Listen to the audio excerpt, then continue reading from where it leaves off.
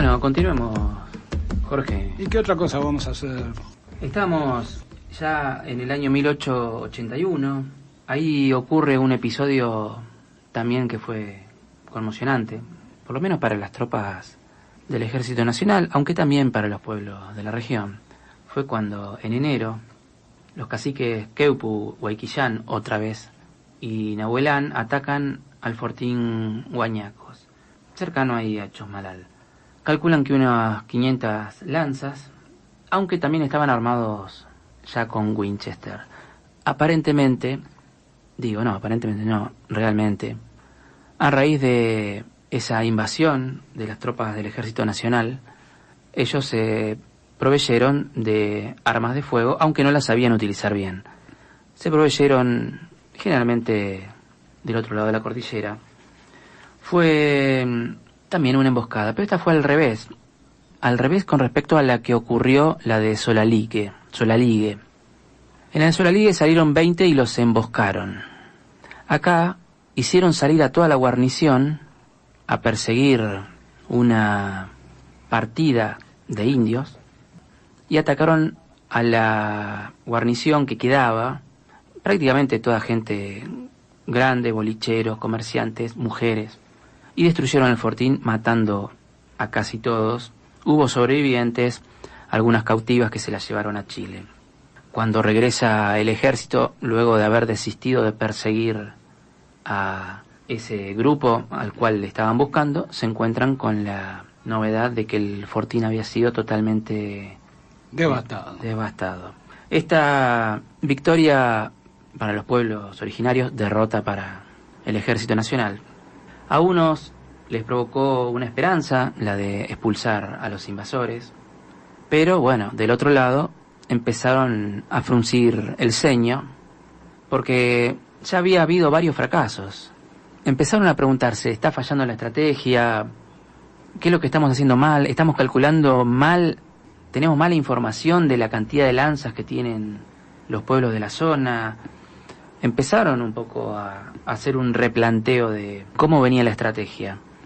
Sin embargo, obviamente se continuó con lo que se venía haciendo, que era reforzar las guarniciones, los fortines, la línea de fortines, las comunicaciones. Digamos que el problema más grande lo tenían desde el río Agrio hacia el sur, del río Neuquén hacia el sur, que dentro de todo, más allá de estos episodios que ocurrieron ahí en el norte, más o menos la tenían controlado, pero no estaba totalmente cerrado el tema de la campaña, faltaba.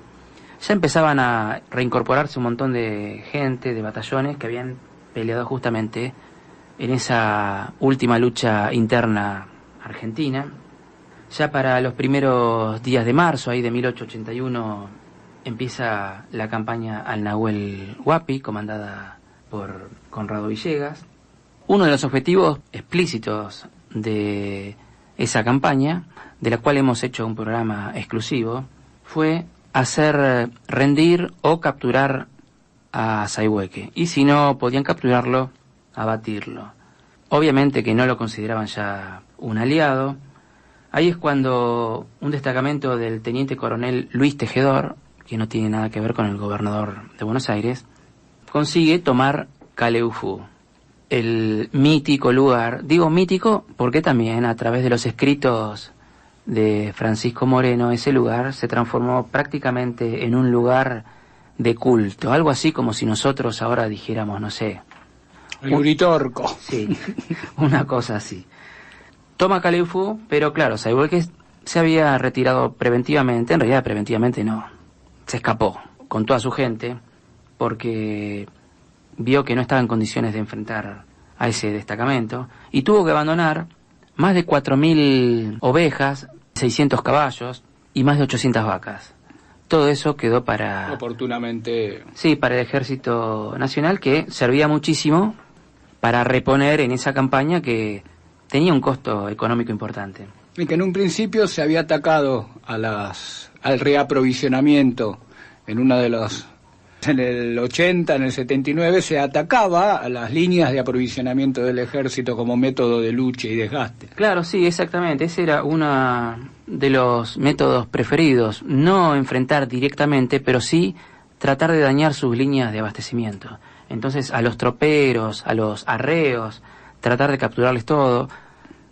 Tratar de capturar caballos. Ellos sabían que el ejército, sin buenos caballos, era imposible que pudieran dominar la zona. La estrategia empezó a ser atacar y replegarse, una especie de guerra de guerrillas. También estuvo metida un poco ahí la Marina Argentina.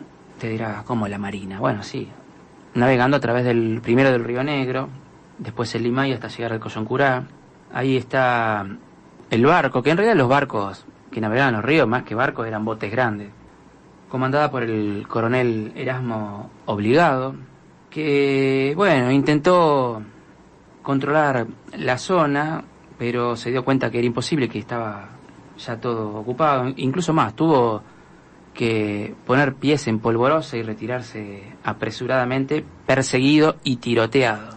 Pies en polvorosa, una expresión nueva que... Rodrigo. Después... Patitas para los que os quiero. Claro, sí, sí. No le alcanzaban los pies para correr, aunque iban en barco. Pero bueno, le estaba comentando, ya llegamos a 1882, para enero de 1882, fuerte primera división y de golpe 1000 lanzas de Namuncurá, Reuquecurá, Ñancucheo y Sayhueque. Por supuesto que los defensores del Fortín Primera División, que está muy cerquita de acá, digamos, está en la zona de Chipoleti, no es el que está actualmente, que es una réplica museo, pero logran contener la carga gracias a los fusiles que tenían, lo último en tecnología en ese momento, en armamento, fusiles de retrocarga. En ese ataque al Fortín Primera División murieron 21 indios y solo uno del Fortín. Ahí se valora la acción de J. Gómez. Le digo J, ¿sabe por qué? Porque hay un pueblito ahí al ladito de Roca, J. Gómez, que nos hace mención justamente a este defensor del Fortín Primera División, que después fue ascendido, si no me equivoco, a sargento por... Postmortem. No, postmortem no. O sea, fue ascendido a sargento por su valentía. Pensé que había sido el único, este amigo J. Gómez, que había sido el único fallecido en esa... Se estaba poniendo difícil para los pueblos de la región, levantaban sus toldos constantemente, lo que tenían a favor era la movilidad, no tenían que defender posiciones, la táctica era atacar y replegarse. Contactaron con los caciques del otro lado de la cordillera, invitándolos a un levantamiento conjunto, pero esos caciques, no quiero decir chilenos, ¿sabe por qué? Porque después empiezan con que unos son chilenos, otros argentinos. Unos de un lado, otros del otro. Pero ellos también estaban enfrascados en su propia lucha, así que no podían ayudar. Y ahí es cuando empezamos a llegar mediados del año 1982, la estrategia de uno, como dijimos, atacar y replegarse, la otra, la del gobierno nacional, mantener fortines y tropas, una nueva campaña entre 1882 y comienzo de 1884, donde tratan de batir la zona que va desde Chomalal al sur, otra vez Rufino Ortega. Está la resistencia que ofrecen Reuquecurá, Ñancucheo, Namuncurá, Manque, ante las tropas del teniente coronel Godoy. Manque se rinde, Namuncurá cruza a Chile. Ya para 1882 el teniente coronel Rosario Suárez recibe la misión, escuche bien, recibe la misión de aniquilar a Sayhueque. Lo persigue hasta Chubut, 125 leguas, contando desde el lago Nahuel Huapi. Y Sayhueque una y otra vez logra, con su gente, con toda su gente, logran... Claro, eso iba a decir, no es que iba solo. No es que iba solo. O con un grupo de que se iba con lo que inclusive llamaban la chusma en esa época, en los partes militares, que eran las familias, las mujeres, los niños, los ancianos.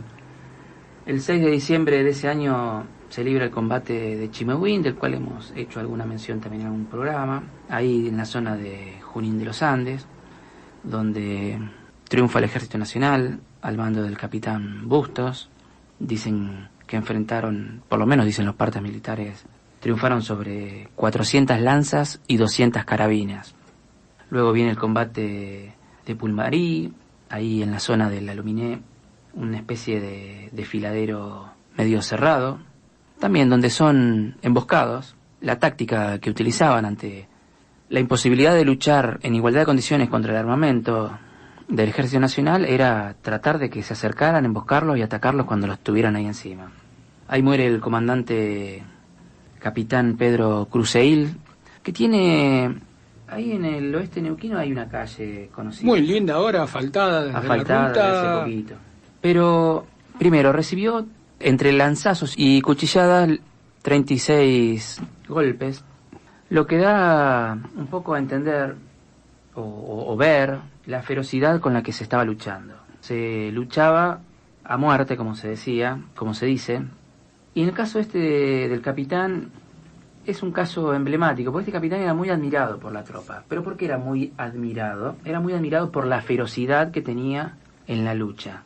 Cuando hablo de ferocidad no hablo de valentía, sino de ferocidad, de ensañamiento que tenía con los combatientes en su contra. La tercera brigada, también en esa fecha, va orillando el Río Negro y desde Chuel va hacia el Nahuel Huapi, y ahí sí logra encontrarse con los huiliches de Sayhueque e Inacayal. Sin embargo, no logra apresar ni abatir a Sayhueque, pero sí traba combate con Inacayal ahí el 22 de febrero de 1883. Ya estamos en 1883. Lo que parecía en un principio una derrota, logró ser cambiado por una victoria gracias a que apareció el capitán Adolfo Drury, que precisamente gracias a su intervención logró poner en fuga a todo el contingente. Ya para mayo de 1883, Villegas, Conrado Villegas, escribe: al sur del río Limay y en lo que propiamente se puede llamar Patagonia, queda del salvaje los restos de la tribu del cacique Sayhueque, huyendo, pobre, miserable y sin prestigio. Así escribió. Él sabía que no era cierto, todavía quedaban otros caciques, pero más que nada para dar ánimo y para mostrar también ante el gobierno nacional que la campaña estaba encaminada, que faltaba dar la estocada final. La revista Gente de esa época decía: estamos ganando. Claro, exactamente. Ya para diciembre, en los lugares que solía habitar el cacique Ñancucheo, ahí cerca del Lanín, la zona de Junín, también se produce otro de los combates donde mayor cantidad de recursos puso tal vez el ejército y más estrategia hubo, porque fue bastante complicada ese embate y logran una importante victoria, pero la tribu de Ñancucheo logra escapar a Chile llevando a sus heridos. Ya prácticamente no quedaba más nada. Sayhueque se va dando cuenta de la inutilidad de sus esfuerzos ante ese enemigo que era superior, obstinado. Hubo un gran parlamento con los que quedaban. Concurrieron Inacayal, Foyel, Chagalo, Salbutia, Rayel, Nahuel, Pichicurruinca, Cumilao, Huichaimila, Huenchanecul, Huicaleo. Los estoy leyendo, no piense que lo estoy diciendo de memoria. Y otros caciques en representación de cada una de las tribus que quedaban. Y, por supuesto, estaba Sayhueque con todos sus capitanejos. En ese parlamento se arribó a la conclusión de que nadie se tenía que entregar y que iban a pelear hasta morir, más allá de que ya se veían venir que el esfuerzo, como dijimos anteriormente, era inútil. Y ahí estamos llegando ya prácticamente al final, cuando el general Winter, que era el gobernador de la Patagonia, acuérdense que el primer gobernador de la Patagonia fue Álvaro Barros, el segundo fue Lorenzo Winter, que en realidad sería como el antecedente a la gobernación del Neuquén, ¿no? Si alguien pregunta quién fue el primer gobernador de estas tierras, y uno podría decir Álvaro Barros, porque era gobernador de la Patagonia. Después se subdividió en otras gobernaciones. También podríamos decir que fue Sayhueque gobernador de las Manzanas, ojo. Tranquilamente. Nombrado por Roca. Nada más ni nada menos. Pero le ordena el general Vinter al teniente coronel Lino de Roa la ejecución de una nueva expedición. Parte Roa desde el fortín Balcheta, con muy poca gente en realidad, unos 100 efectivos. No era suficiente. Se daba cuenta que los recursos con los que lo enviaban no eran lo necesario para enfrentar a Sayhueque. Pero sin embargo, él avanzó y continuó con sus tareas de exploración. Llegó el 1 de enero de 1884 otra vez a entablar combate con la tribu de Inacayal. Ahí es cuando se produce la derrota de Inacayal, que no le queda otra que rendirse. Ya muchos otros caciques que vieron el avance, que ya no estaba solo en Neuquén, ya estaba llegando, pasando el Limá, ya estaban entrando en la zona de Río Negro, Chubut. Ante todo eso, muchos caciques optan por la presentación voluntaria, la rendición. Para febrero de 1884, Namuncurá, que había cruzado a Chile, volvió y se presentó en Fortín Pulmarí. Faltaba que se entregara a Sayhueque, que continuaba resistiendo, que seguía con toda su gente subiendo y bajando el Chubut y el Río Negro, esquivando a las tropas nacionales. Y fue el último que terminó rindiéndose, más allá de que anduvo un buen tiempo cabalgando libre, pero dándose cuenta que todo ese esfuerzo era inútil. A Sayhueque lo querían agarrar porque representaba un peligro, no por la cantidad de gente que ya le quedaba, sino por el ascendiente que tenía sobre los otros caciques, sobre las otras tribus. Incluso podían ayudarlo desde el otro lado de la cordillera. El sargento mayor Vidal se encuentra con los rastros de Sayhueque, lo alcanza, pero Sayhueque le manda avisar de que se va a entregar en el fortín de Junín de los Andes y termina rindiéndose ante el teniente coronel Nadal con lo que le quedaba, 700 indios de lanza y 2.500 de chusma, o sea, de chusma los que no eran de combate. Eso puso fin a la guerra, a la conquista, a la campaña, o como quieran llamarle. Hicimos en un solo programa, tocamos un montón de episodios, un montón de eventos, de escaramuzas. Eso es lo que quedó. Íbamos tan rápido y nos faltaba para poder terminar que vio usted que yo me guardé más de un comentario. El tiempo es tirano. Sí, exactamente. En otro programa, ¿sabe qué? Vamos a hablar de las consecuencias de la campaña del desierto. Ahí me gustó. Vamos a hablar, porque algunos utilizan la palabra genocidio, otros utilizan la palabra exterminio, otros justifican Civilización. Entonces, Progreso. vamos a hablar de esos temas. ¿Sabe por qué? Porque a nosotros nos interesan esos temas y nos gusta que se toquen. Hay muchos historiadores que hablan de los pioneros, de los primeros pobladores, pero hay temas que no tocan los temas de la campaña del desierto, no tocan los temas de los conflictos sociales, porque esos temas hacen a veces que uno quede mal con alguien. Entonces nosotros lo vamos a tocar y nos vamos con un tema de los prisioneros. Me encanta. Nunca quedas mal con nadie. ¿Qué tul?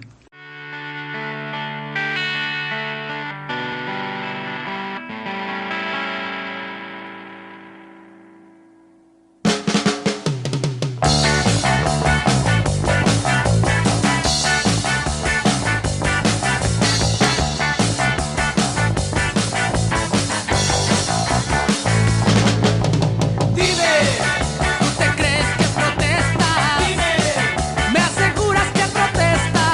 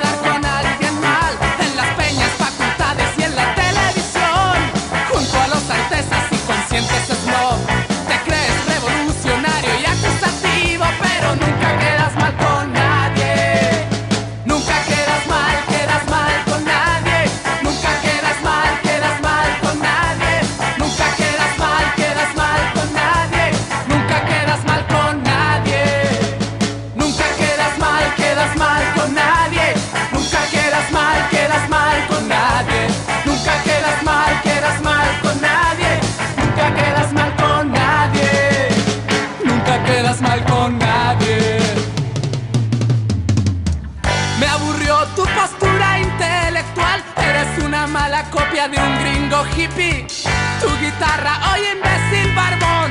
Se vendió el aplauso de los cursis conscientes. Contradices toda tu protesta famosa con tus armonías rebuscadas y hermosas. Eres un artista y no un guerrillero. Pretendes pelear y solo eres una mierda buena onda. Nunca quedas mal con nadie. Nunca quedas mal con nadie. Nunca quedas mal con nadie. Nunca quedas mal con nadie. Porque tú nunca quedas mal con nadie. Nunca quedas mal con nadie. Nunca quedas mal con nadie. Nunca quedas mal con nadie.